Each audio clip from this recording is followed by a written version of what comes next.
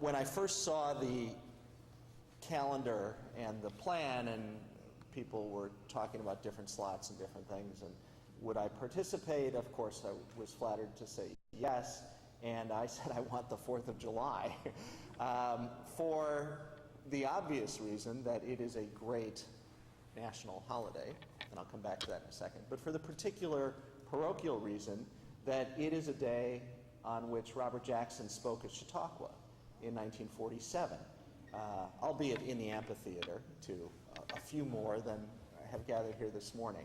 And in your course packet materials, you have reproductions of the Chautauquan Daily setup piece on the 4th of July, and then its news report on the 5th of July on Jackson's speech, also the New York Times story on the 5th of July reporting Jackson's speech here at Chautauqua.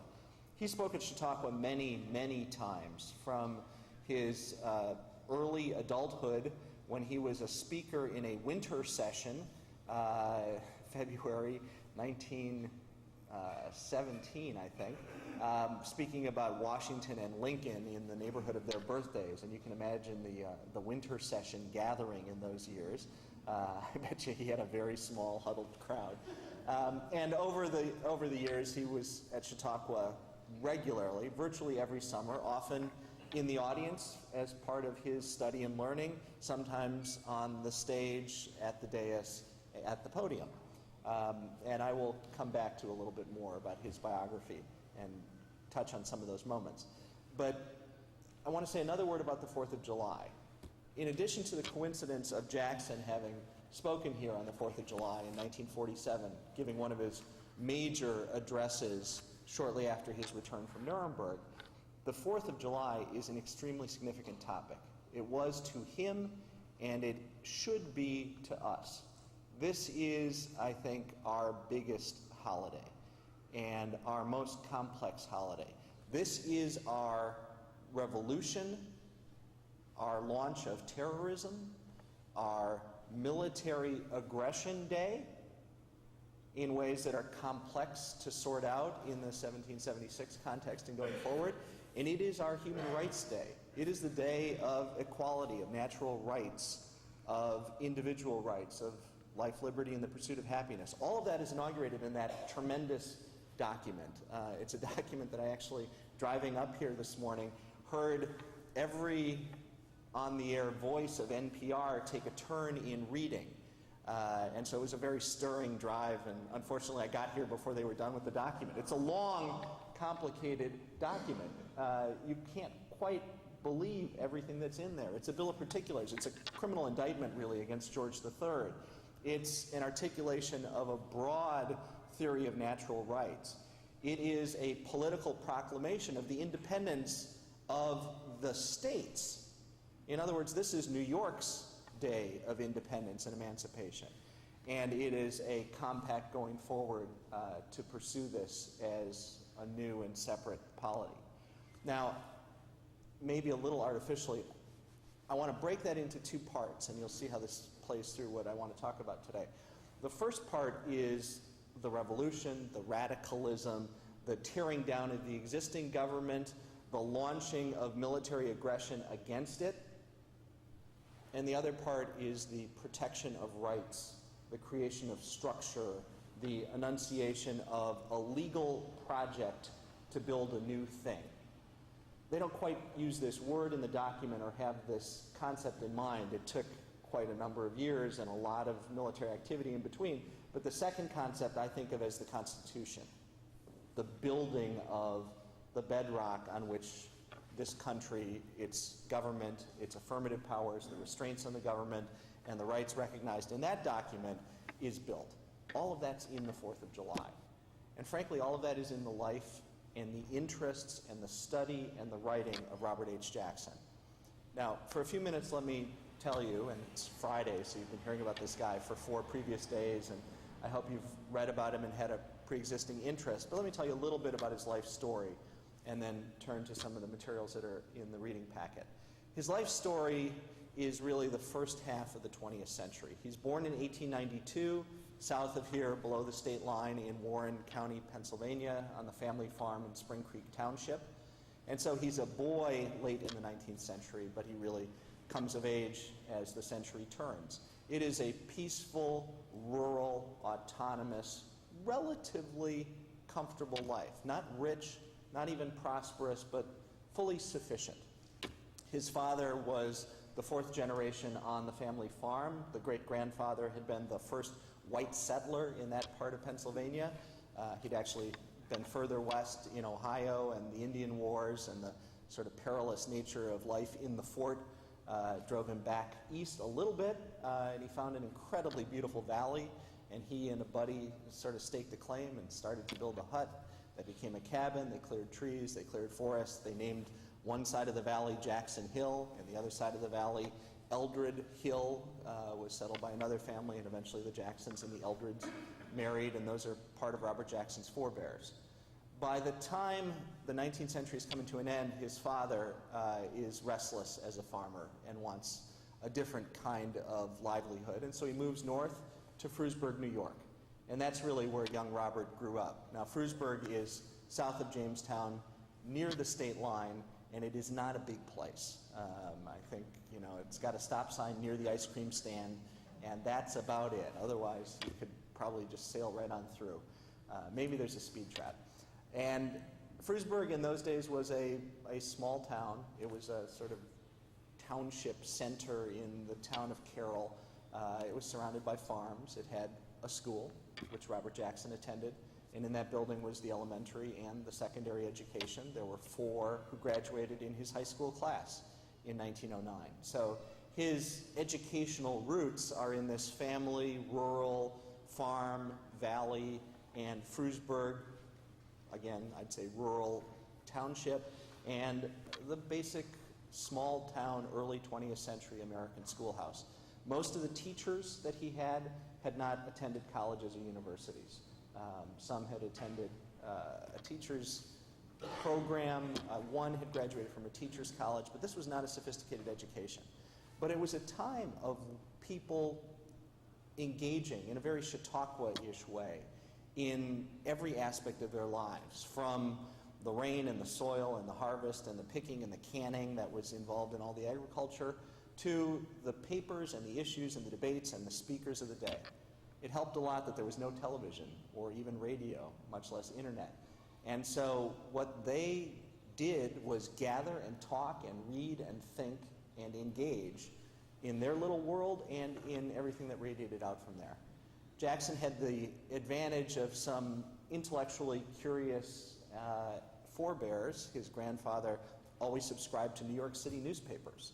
By the time they got out to this part of the country, I think it was probably a few weeks old, but there it was. Horace Greeley was actually someone who grew up first in New England, but then moved west to Erie in this area, and the Greeley family and the Jackson family was quite interconnected. A Greeley nephew gave Jackson his first haircut, and trivia like that. So Greeley, the newspaper man, was a little bit of an influence, and newspaper reading and issues was part of it. Robert Jackson, Steve Marsden will like this, in high school became a debater, and as Steve was and as I was.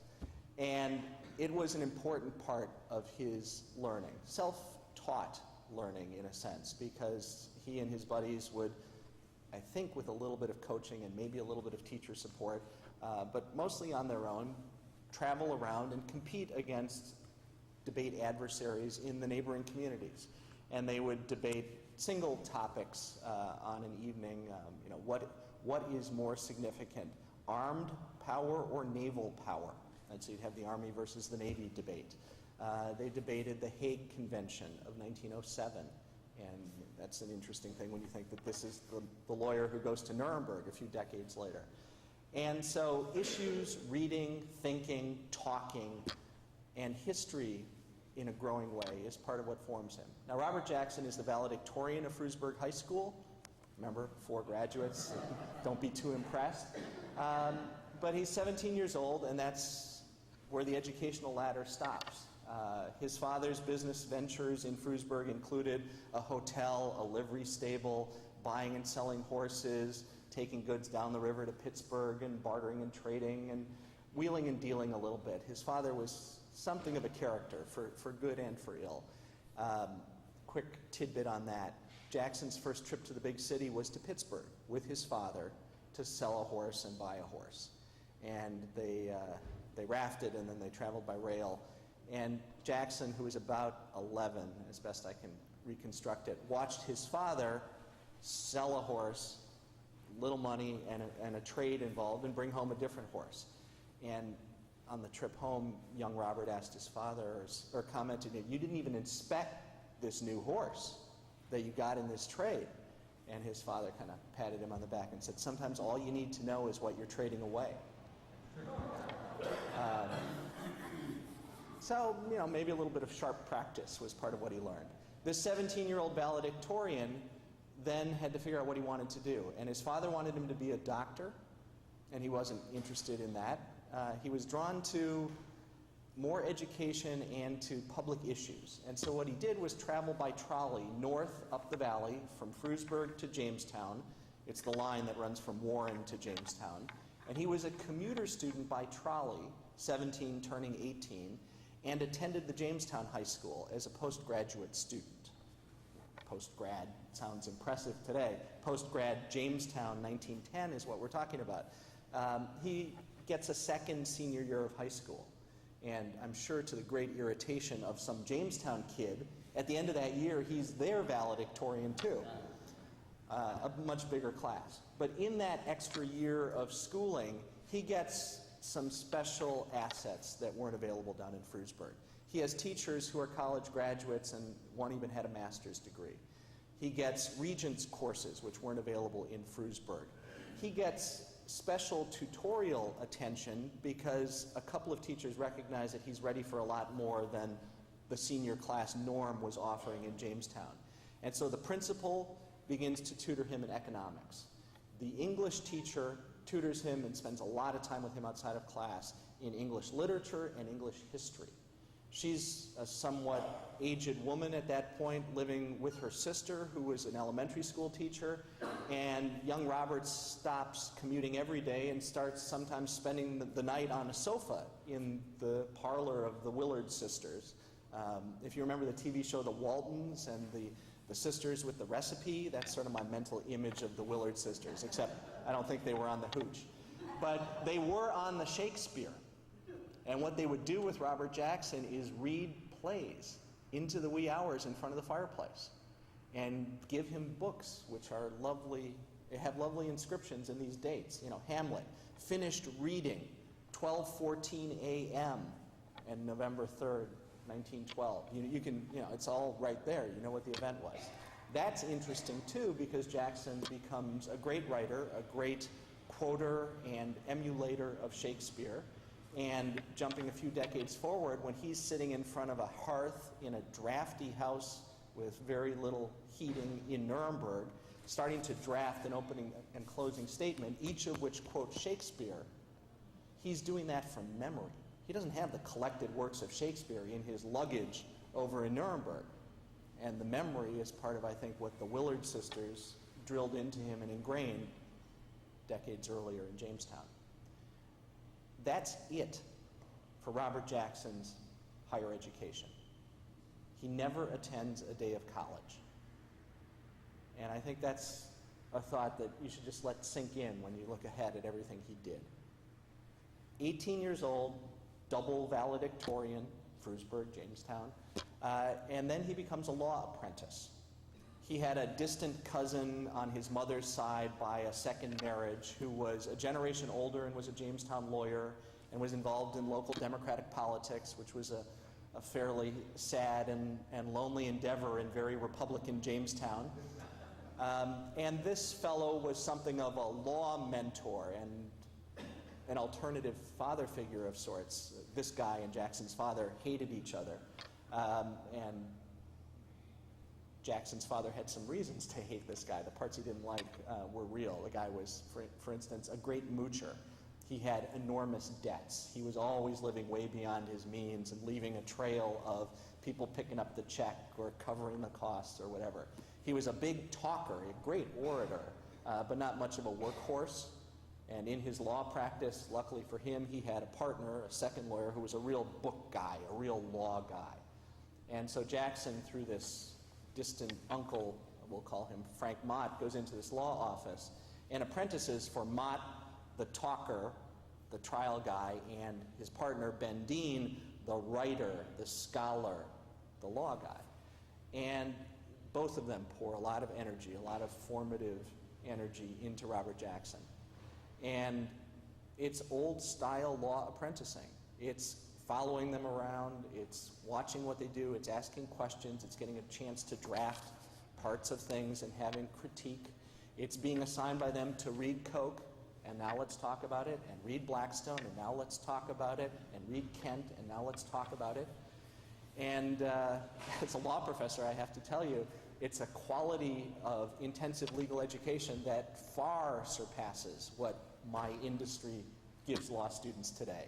You know, the scale just doesn't permit that. But if I could go to a law school, I think I'd want to sit with Ben Dean and talk about Kent and Blackstone and so forth for at least part of my education. But they recognized, and Jackson recognized, that there was more than apprenticing to becoming prepared. And so at the end of that first year, Jackson goes to Albany for a year of book learning in the Albany Law School. Albany Law School is an old institution, and it had a heyday late in the 19th century when it was really among the great institutions. When you think of what Albany was in our history, the capital city and the court seat of the greatest, biggest, most significant state in the 19th century, it's not surprising. And Albany Law School turned out Alton Parker, who was the governor of New York and a presidential nominee, and many other luminaries. By the time Jackson got there, Albany Law School had sort of slipped, and there was a model change that was happening. The Langdellian Harvard Law School model had sort of captured a couple of other schools, Columbia and Yale, and there was a trailing model, which was sort of a rote style of learning that was still being offered at Albany Law School. Case, squibs, and holdings. So People versus Jones of 1876 stands for this proposition. And then the next line would tell you People versus Smith of 1877 stands for this proposition. And it seems that getting drilled on this stuff was really what the education was that Jackson received. He went to Albany Law School, it turns out, because it was about to make a transition from a 2-year program of this type to a 3-year program, more of the Harvard Langdell type, starting the next year. And so getting in to get a degree in the 2-year model meant this was the year for Jackson to go. They gave him credit for the first year of apprentice work, so he goes in and completes effectively a 2nd year. And then in the springtime discovers or Albany, I guess, discovers, and then they inform him that he's 20 years old and they regard that as ineligible to receive a diploma. They were free to make a policy that anyone who successfully completed the coursework got a diploma, but they decided to observe the New York bar rule, which required one to be 21 to become a lawyer. So mirroring that, Albany said you have to be 21 to get our degree. And this was in May at the end of the year. And Jackson and 2 twin sisters and a 4th person in the class, by the way, that's interesting, women law students in this year. That was unusual. Harvard Law School, many others were all male. Albany wasn't. But these 4 were too young. So in June, they were awarded certificates of completion and sent on their way. That's interesting because a few decades later, Albany Law School has to deal with the fact that its student, and he was a spectacular student, he was very, very successful, his grades are enormous, was a kid they denied a degree to, and now he's the Attorney General of the United States. So with a little bit of chagrin in 1940, Albany Law School belatedly gives him a diploma. Later they give him an honorary degree. He then returns to Jamestown. It's 1912. It's a political year. He's a Democrat. Frank Mott's a Democrat. It's turning into a 3-way race. There's a lot of Wilson activity. They're early Wilsonians, and son of a gun, he becomes president, which is an interesting political development that's significant for Jackson. He apprentices for that 3rd year of law preparation, and then at 21 takes the bar and becomes a lawyer and launches a private practice career that lasts a little over 2 decades before he goes to Washington. The other thread that is happening in those years is politics. Through Frank Mott, through county committee work in Chautauqua, through the Wilson boom of the spring and summer of 1912, and then his nomination, and then his election, and through a chance meeting a year earlier where Frank Mott had introduced Jackson to Frank Roosevelt, freshman state senator, Dutchess County, New York, devilishly handsome, rail thin, and a real lightweight, as people assessed him at the time. Bob Jackson has a little bit of a political world way out here that connects to Washington. And as a young Jamestown lawyer, he succeeds Mott as the Democratic committee man and has business with Washington, patronage matters that lead him to go down there to seek postmaster appointments. And his acquaintance, Frank Roosevelt, is now calling himself Franklin, and he's the Assistant Secretary of the Navy, and he's got a beautiful office in the State Navy building, what today we call the Eisenhower Old Executive Office building. And Jackson visits him, corresponds with him, develops a better and fuller acquaintance with him that over time becomes a friendship and becomes, of course, life-defining for Jackson. His practice is a soup-to-nuts private practice in Jamestown. And as his practice builds and he succeeds, he phases out of politics for a bit in the 20s. Coincidentally, it's when Roosevelt is battling polio and his recovery. And so when Roosevelt is returning to the political scene as a gubernatorial candidate in 1928 and forward, Jackson's now still young, but a big shot lawyer. He's argued cases before the New York Court of Appeals, a big deal. He has greatly impressed its chief judge, Benjamin Cardozo, who makes Jackson something of a protege and sponsors him for admission to the American Law Institute and so forth. Jackson is elected in 1930 to chair what today we call the American Bar Association House of Delegates.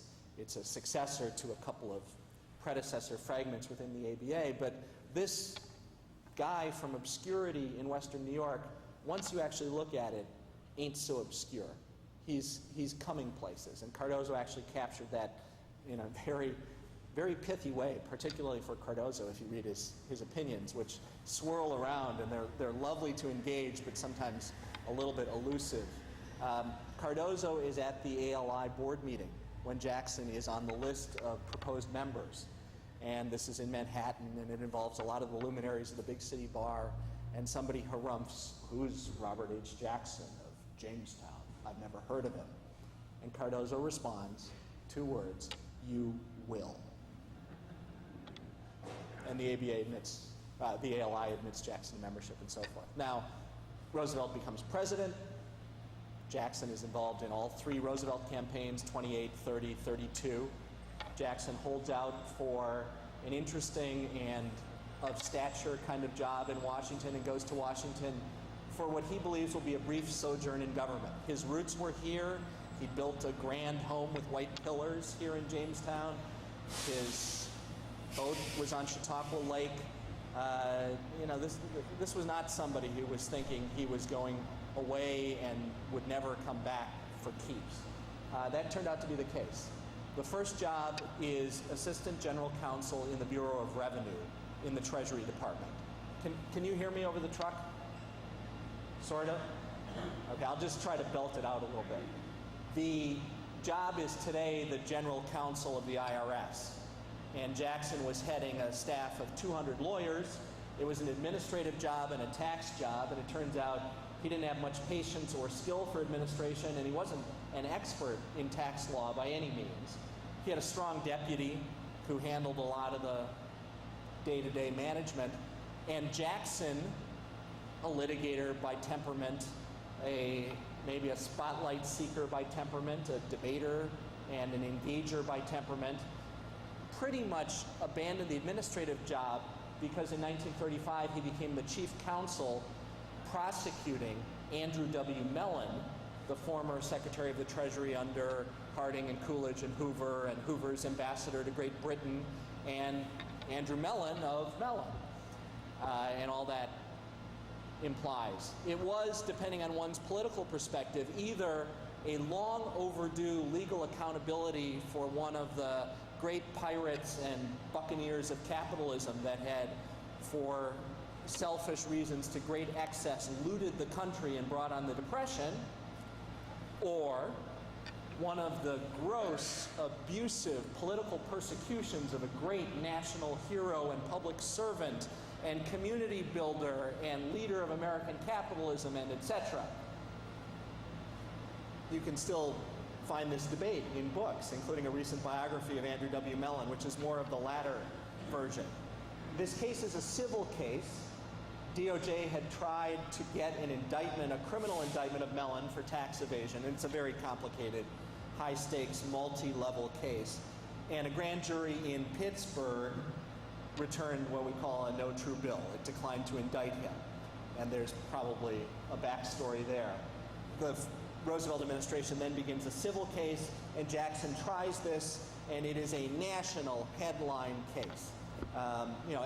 Every year has a trial of the century or thereabouts. So, just sort of think OJ in its moment, Oliver North in its moment, Alger Hiss in its moment, etc. Andrew W. Mellon being prosecuted by Jackson was that in 1935. So Mr. Farm Birth in Spring Creek and Mr.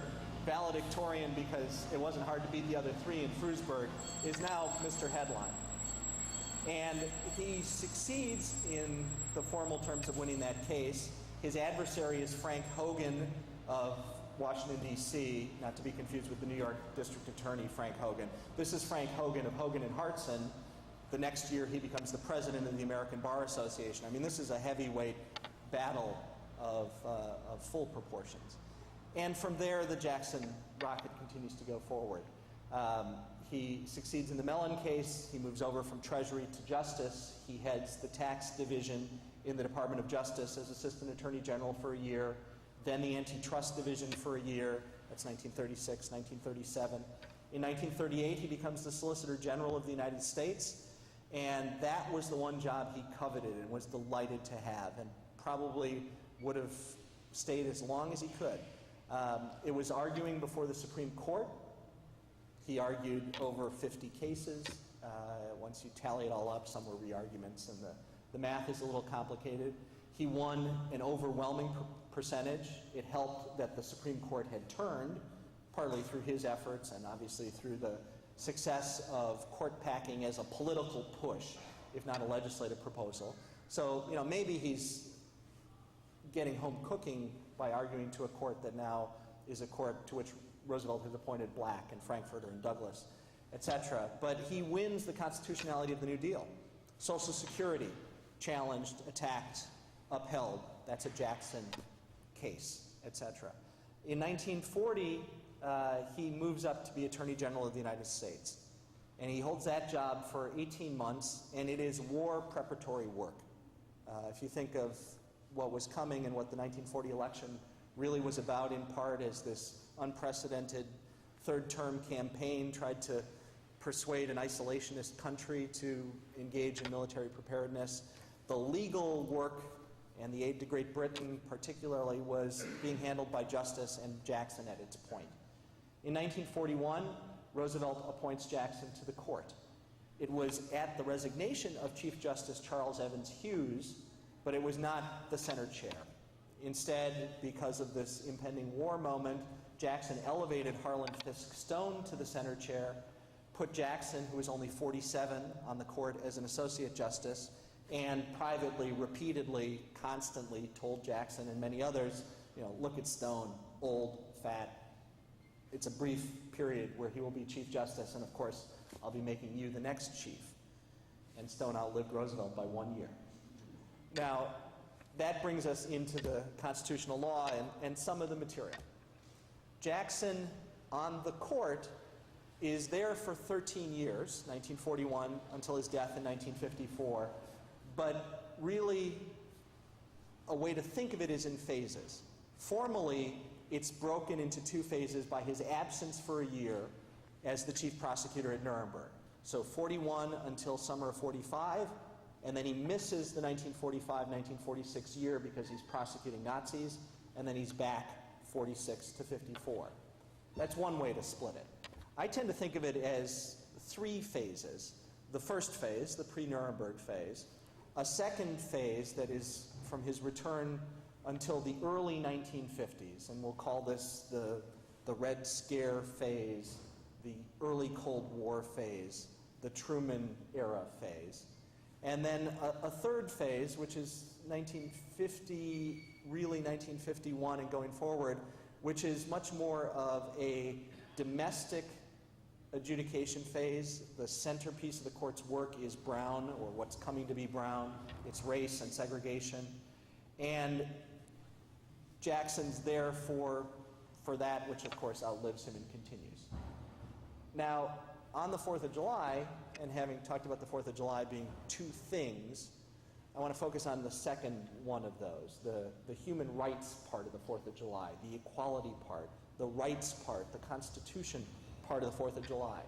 And I'll give you just a little précis and a tour of the material I put in the book, fully expecting you to carry this home and begin to read it later if you're so motivated. Think of this as a Jackson reader with lots of little nuggets in it that you might enjoy. The first one is an old one, but it's a slice of the man as a young lawyer.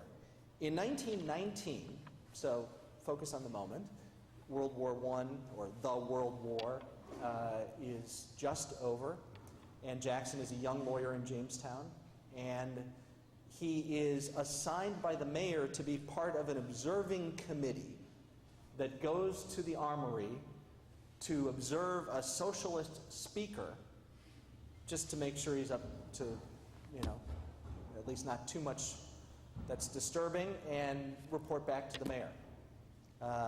They at least let a socialist, this is the age of Bolshevism. They at least let this fellow to the podium, but the mayor and the bar of Jamestown is concerned, so they send this observing committee.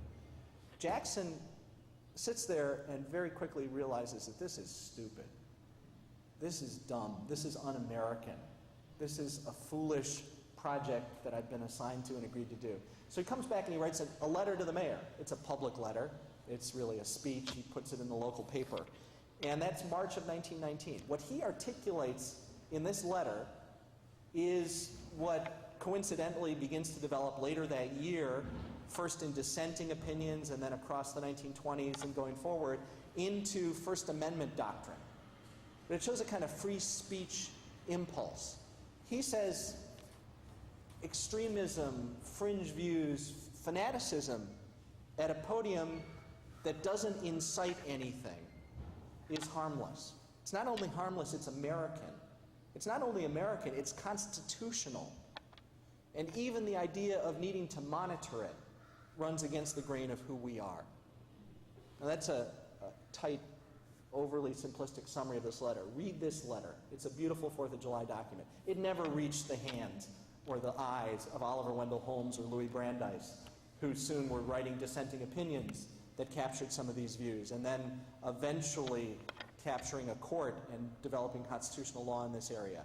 And Jackson, as far as I know, never ever met Holmes. He did get to know Brandeis quite well, and is a Brandeisian in First Amendment thinking in terms of political rights. But it's there on his own in 1919. A second document is Jackson's dissenting opinion in the Korematsu case. This is a part of the Japanese-American internment litigation that comes to the Supreme Court in that World War II phase. Korematsu was about not the curfew, which the court, including Jackson, had unanimously upheld. It was about the next stage, which was the exclusion from coastal areas where the military ordered people of Japanese descent to report to racetracks to be processed and controlled, and there was a third phase behind it, which of course was internal deportation. It was the internment. Korematsu is technically focused on that middle thing, exclusion. And Fred Korematsu was an American-born child of Japanese citizens. He's a U.S. citizen. He's a young buck with a hot girlfriend and a fast car. He's 21 years old. Pearl Harbor has nothing to do with him. He has a job as a welder in San Francisco, and he wants to stay in San Francisco. Eventually, these military orders, which are backed up by statutes, including federal criminal law, find him and come to bear on him and prosecute him for not reporting as he'd been assigned to do for the exclusion. That case takes 2 years to wend its way up to the Supreme Court, so it's not being decided until, frankly, it was easier, late 1944, when it was a matter of time and hard fighting, but Japan was no longer a threat to coastal western United States, and the victor in this war would be us, not them. But the Supreme Court upholds the constitutionality of the president's exclusion order conferred through the military and the criminal law backing it up, 6-3. And it is a national security blank check. The government says that national security hangs on this, and the court defers. Jackson's one of 3 dissenters. This is dissenting, even in 1944, from Franklin Roosevelt, from a Roosevelt administration military policy. And it's a glimpse of an independent streak that runs through Jackson. But what he writes in this is an interesting meditation on the humanity, the rights of Fred Korematsu, the racism of the exclusion order, but also the limited power of the judiciary to deal with a determined executive military policy. The quip is, of course, the government has its army, or the president has his army, let's see the Supreme Court's troops. If that really comes head to head, what are 9 justices to stop a determined president and a determined military? And Jackson has all of that in his opinion, and at the end sort of turns towards the people, the political process, democracy as really the only hope. The court can say the Constitution doesn't permit this racial classification, but really a president and a military might ignore a court. And then it's going to be up to the people to decide what kind of country we're going to be. Now, in an inverse way, that may be another 4th of July document to think about. Jackson also in this time period gave a 4th of July speech, which I will come back to, and that's in your materials. Now, in the next phase, Jackson's at Nuremberg, the phase of his life. And Nuremberg, I'll just touch on briefly, we'll have time for some questions. But Nuremberg is a vindication of human rights. It is a bringing of law to the wreckage of war. It is an assignment of criminal responsibility to individual perpetrators, even those who held high offices. It is something that is done by an alliance in a place where there was no alternative, there was no Germany. The victors occupied Germany. It was theirs to administer, and firing squads were one possibility, but instead a trial was the path that the Allies took. And it's Jackson's vision, and it's Jackson's leadership, and it's Jackson's architecture that creates Nuremberg. In a sense, the London Charter that took us to Nuremberg is Jackson's one chance to write a Declaration of Independence. It was August, not July, when they got the work done, but it's a profound statement. And at Nuremberg, what they do is develop a record of exactly the opposite of what Nazism had been and done to individuals, ranging from deprivations of civil rights and civil liberties, of course, to forcible relocations, the waging of aggressive war, and extermination. And Robert Jackson certainly shortened his life by pouring everything he had into that year. It's a year that begins and ends with 2 incredible speeches, his opening and his closing at Nuremberg. It includes a lot of witness examinations by him. The one that's popularly remembered is Hermann Goering, which has ups and downs and maybe is something of a draw, except for the conviction that Jackson won and the record of Goering's guilt that he established. But Jackson cross-examines a dozen different witnesses over the course of that trial. He comes back, as any person would come back, profoundly changed by that experience. You couldn't do that work, discover those facts, pour your energy into those principles without having it be part of you for the rest of your life. And so the remaining things in the packet that I want to just highlight are all in that post-Nuremberg phase. They're in the second court phase that I described, not in the third phase, not the race-brown early 50s phase. This is in the late 40s. This is Jackson just back from Nuremberg. One thing that I included is a speech Jackson gave at the Waldorf in Manhattan in April of 1947. It was a packed ballroom, 1,800 people. It was the UJA dinner to raise as much money as they could for the relief and support of displaced persons, Jews in Europe, including to help people get to Palestine. And Jackson gives a speech that is about the responsibility of humanity to finish the business of Germany, which includes winning it for the West as opposed to losing it to the Soviets. And it includes a discussion of rights under the Constitution as our best product. It's what we are, and it's what we have, not just on our shores, but around the world to use. And that's somebody thinking about Nuremberg and worrying about resurgent Nazism or Soviet totalitarianism as a next Nazism, and seeing our legal traditions, documents, and constitutionalism as the best inoculation we can take around the world. Another component is the Chautauqua Speech I mentioned. It's only 2 months after this Waldorf Astoria speech. It includes some of the same themes. It includes a direct, optimistic note about the world's chances for peace, and it includes a discussion of constitutional rights. And it happened right over there. The other two pieces are Jackson opinions. One is a dissent in a case called Terminello versus Chicago. It was a breach of the peace prosecution against a priest, an incendiary, extremist Chicago preacher. Good, something good. And what Father Terminello advocated was racism and exclusion and power and hatred and etc. And he's kind of a neo-Nazi priest. I hate to put it that way. He gets a hall in Chicago. He gives his speech. He fires up his crowd, and outside he fires up his opponents. And they begin to rumble and duke it out. And the Chicago police come in and they arrest everybody. And eventually Terminello's conviction for breach of the peace makes its way to the Supreme Court. Robert Jackson, the kid who wrote the 1919 letter about free speech, having observed the socialists trying to stir it up in a hall in Jamestown, is a dissenter in Terminello, where the court strikes down that conviction.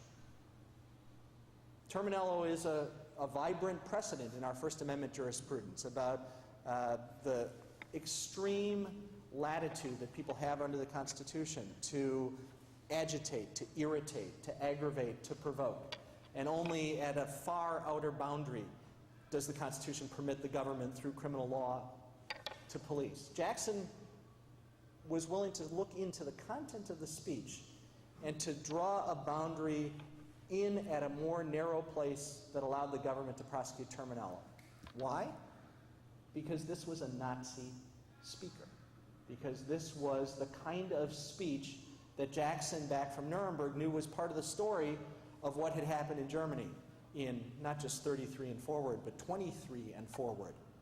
And speech isn't harmless. And some messages, if allowed to be propagated to the point of causing public unrest, are the things that a constitutional rights-protecting system legitimately gets to protect itself against.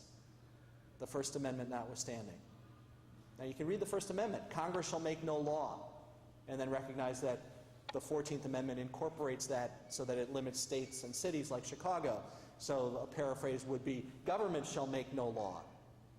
It sounds flat and categorical, and Justice Hugo Black famously, including in Terminello, was a justice who stood for that position. Bob Jackson was not. Terminello's a quote line these days because it ends with a Jackson aphorism. He was a great writer and could turn a great phrase. And he is often quoted as saying, the Constitution isn't a suicide pact. Judge Richard Posner recently used that in the title of a book. Well, it's from the last paragraph of Terminello, the Jackson dissent in Terminello. It's not quite such a sharp statement. What Jackson, in fact, wrote was a little bit of a conditional, cautious, pragmatic, very typically Jacksonian warning. He said if the court doesn't temper its doctrine with a little practical wisdom, it risks turning the Constitution into a suicide pact. And I think if you sort of look at it and think about it and meditate on that little bit of softness compared to how it's quoted regularly these days, you understand a lot about Jackson. Now, the last reading and the last topic I want to touch on and have a little bit of time for question is a concurring opinion in a case called Dennis versus United States. Dennis is decided in June of 1951, and it's maybe a bracket on what I'm calling the second court period of Jackson's career. Eugene Dennis, was one of the 12 defendants who were prosecuted under the Smith Act for speaking on behalf of the forcible overthrow of the United States government and conspiring to teach that message as the leadership of the American Communist Party. That's what they believe, that's what they say, that's what they teach, that's who they were. And the government in the late 1940s indicted them and took them to trial in Manhattan before Judge Harold Medina, a famous, something of a circus trial, the trial of the century. At least that year. The Rosenbergs were in the wings. And they were convicted. And at the end of the trial, Judge Medina then summarily convicted criminally all the defense lawyers for all their obstreperous, disruptive, etc. And all of that comes to the court. That case is called United States versus Satcher and Isserman and other pieces of this. So the Dennis thing includes much more than the commies. It includes the fellow traveler American lawyers as they were viewed at the time. This is a big deal. And in our popular memory, Dennis is often viewed as a real blot on the record of the Supreme Court of the United States. Maybe not in Korematsu's category of super blots, but Dennis is the Supreme Court affirming those convictions. And the popular disapproval of Dennis, I think, sort of reasons backwards from, if I may generalize, our view of the American Communist Party. You know, quaint, fringe, not to be feared, something that the government panicked about to excess in the 1950s. Well, read Dennis, or at least read Jackson's concurring opinion, which is in your packet. Jackson spent a year studying and prosecuting Nazis, but he spent that year with his Russian allies studying and experiencing totalitarian communism. And the starting point of Jackson's opinion is a controversial thing. It's the nub of the issue. It's a sort of judicial notice. I know communism. But if he's right, and take communism out of it, if one is theoretically right that there can be something that is a foundational threat to the order, the Constitution, the legal survival of this country, then how could it be that the Constitution prohibits the government from protecting itself against that? So question Jackson maybe on how he scored communism, but maybe defer to him a little bit, because it's not 2008. It's not the fringe communist you'll have a chance to vote for, but nobody will on the ballots this fall. This is a different thing, and maybe a real thing. It, at least to Jackson, was, and he had quite a vantage point to make that assessment. And what he then says is that the doctrine of free speech that had been developed from Holmes and Brandeis through Terminello and was being used by the dissenters to attack the Dennis convictions doesn't apply here. It applies to people like socialists, anarchists, subversives, people who are in the system. It doesn't apply to system rejectors, fundamental threats, which is what communism is. And so the clear and present danger test that had been developed in that other realm didn't apply here. What we're dealing with here is prosecution of conspiracy, a crime unto itself based on a theory of unique danger of people agreeing rather than individuals doing it. It's not Eugene Dennis going to a podium in Chicago or New York or wherever and urging the masses to arise in the revolution of the proletariat. It's Eugene Dennis being in meetings and plotting and agreeing with the Communist Party and across back to Moscow as a conspiracy. And our law has, going back to the common law, a venerable, unbroken approval of conspiracy. Footnote, the principal charge against the Nazis at Nuremberg, brought by Jackson and won at that trial, was conspiracy. And where it is conspiracy of this type to pursue these ends, it's something that the United States constitutionally gets to prosecute. It frankly is an argument that George III could have used against the people we celebrate today. And so it is a deep and complex topic to think about, but I think you've got one of the really profound, mature reflections to read as you do that. So I'll stop there. Happy 4th of July, and I would welcome your questions.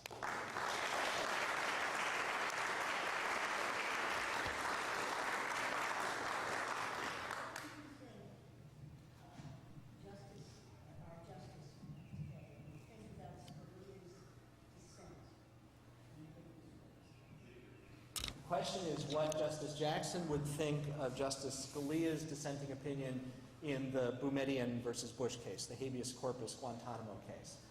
I'm writing an article about this, so stay tuned. But Justice Scalia, I mean, it's complicated. This is, I don't know if you mean it as a setup question, but this is a real setup. Jackson wrote an opinion for the court in 1950 in a case called Eisentrager versus United States, which rejected a habeas petition brought by German war criminals who had been prosecuted by the United States over there.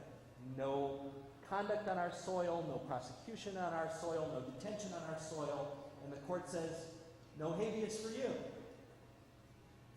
The Supreme Court has been, since 2004 at least, in a case called Counsel versus Bush, which was the first Guantanamo case. And now in this case, distinguishing Eisentrager.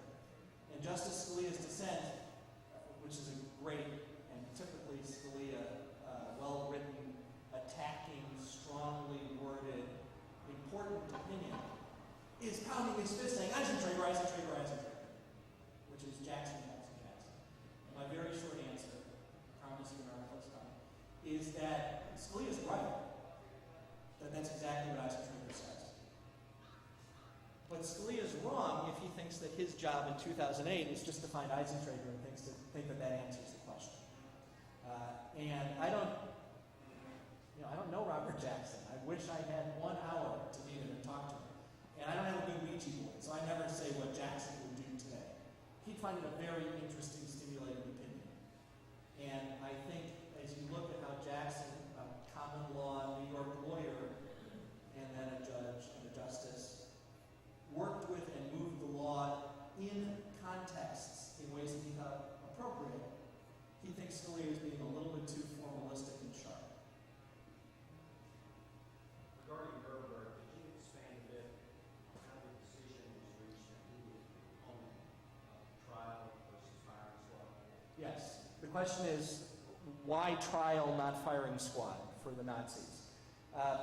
This was a debate that long preceded Jackson's appointment. And it really was in the Roosevelt cabinet. The points were Henry Morgenthau as the Treasury Secretary and Henry Stimson as the War Secretary. Morgenthau proposed a plan, and at one moment had Roosevelt's approval that was going to deindustrialize the defeated Germany. But we knew we were going to win. Now we're planning what we're going to do. Well, Morgenthau wanted to reduce these people who twice in 30 years had thrown the continent into World War to happy farming peasants forever, so that they could never do this again, which meant, carting away or blowing up all industrial capacity. It would all be the world of Heidi, and no, worm works and so forth. And Morgenthau, and it turns out on the other side of the alliance, Churchill and Stalin and many other people believe that a summary execution process to deal with the problem leadership generation who survived would be part of that. Stimson, a lawman, Morgenthau not a lawyer, Stimson a lawyer, argues against him and at some point gets Roosevelt's approval, and then it's sort of an ongoing process when Roosevelt dies, although there is a commitment to trial. And largely, I would give credit to Stimson and then Sam Rosenman, who was the White House counsel for Roosevelt and then Truman, and to Truman. Because the bureaucracy was proposing and developing the law path, but it took a leader to decide to do it this way, not that way. Jackson, as a citizen and somebody who really had been signaled that he was a candidate for this appointment, was also speaking kind of off the bench about law, not summary process. But Jackson's argument was interesting. He said, we can do it either way. That would be up to the executive. It's an echo of his Korematsu argument. The executive is going to do what it wants to do in the end. But if we're going to line people up and shoot them, don't call it a trial or even have a kind of kangaroo proceeding called a trial that precedes that. Don't degrade the name of the law in the trial process. Just get on with what you're going to do. Or, if you're going to use the word trial, then actually have a trial. And Roosevelt advising Truman, Truman selecting Jackson, Jackson agreeing to take the job, is him ascertaining that they are really serious about letting him have a trial. And that's what he puts together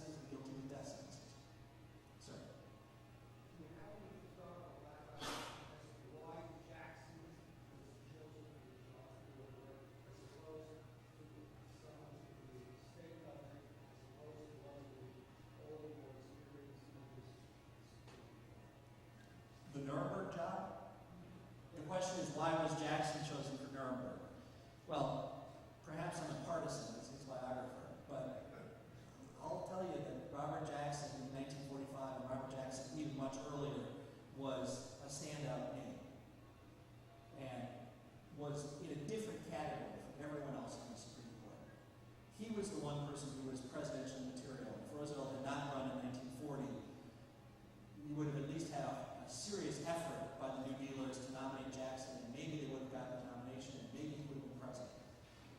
He was destined to be Chief Justice. Everyone knew that. He had a track record, and please, no equivalence is meant here, but he'd already prosecuted the crime of the century, Andrew Mellon, and this was just the 1940s version. You know, who else would Roosevelt, succeeded by Truman, want? The proven lawyer who did the best job winning the biggest fights. Trials, Supreme Court constitutionality of the New Deal.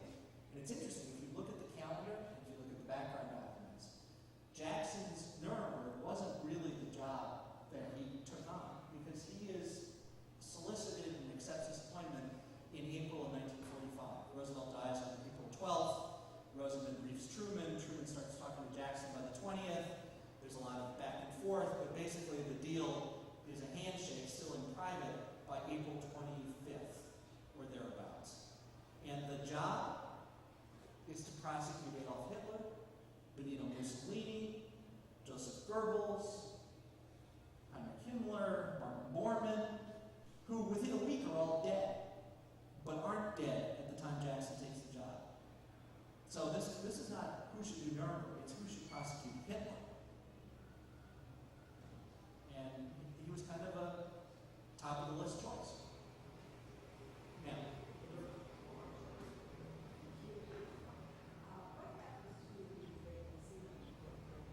it gathers dust. And the question is, what happens to his vacancy?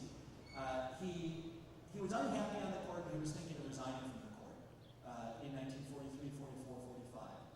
And there's a complex story that I'll spare you. So Nuremberg's something of a trial separation for him, and he didn't ask anybody's permission, Chief Justice Stone or any of his colleagues. He worked this out with the White House, and then fait accompli and disclosed it to the court, and was just AWOL for a year. Every time they weren't 4-4, they were able to make a decision. But 27 times they were 4-4. And all those cases had to be re-argued the next fall.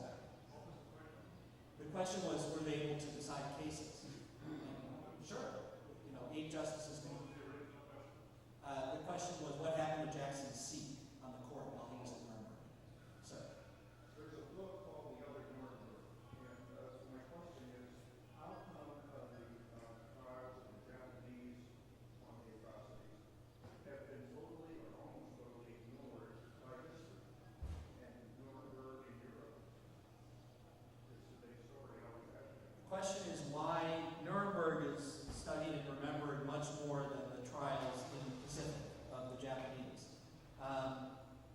You're right in your description, I agree with that, although there's a new wave of historiography on the Japanese trials. I would have a couple of theories, but this is not something I have immersed myself in. I like popular preference. I'm on the Nuremberg side, and I'm not so deep on the Pacific side. One is that it was done by the military. It was really a Douglas MacArthur-driven, controlled project. And so it had much more of a sort of foreordained command character as opposed to a civilian process, albeit in military occupation zone, which is what Jackson led. A second theory to think about is that we are still much more of a European country than an Asian country.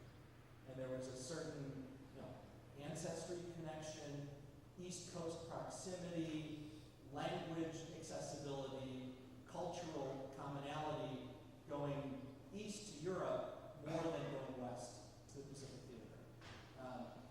The same sort of racial presuppositions that are underneath the internment process, the inscrutable, dangerous Japanese thing, is something that existed and still to some degree exists. And so we don't study and know and understand